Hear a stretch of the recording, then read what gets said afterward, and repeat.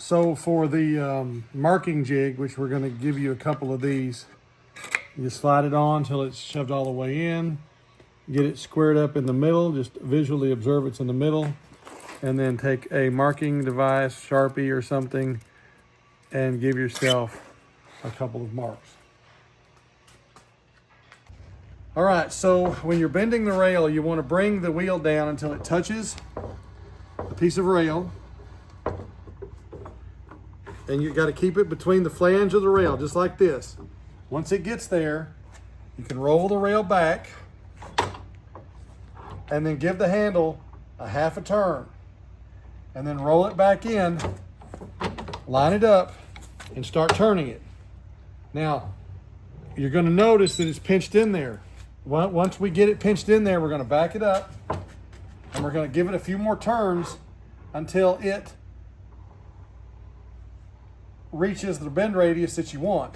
Now, I cannot give you information on how much to turn this handle to get your radius.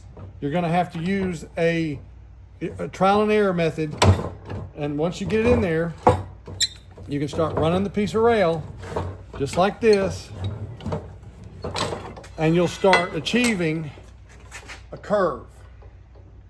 Okay, and this is probably actually the right curve. So we're going to leave this thing exactly how it's sitting and ship it to you this way.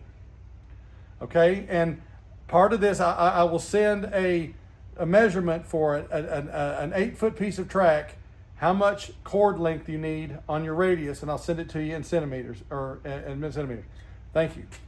Okay, so we're going to show you how the drill jig works. Slide it on the rail till it bottoms out. Hold it square, and then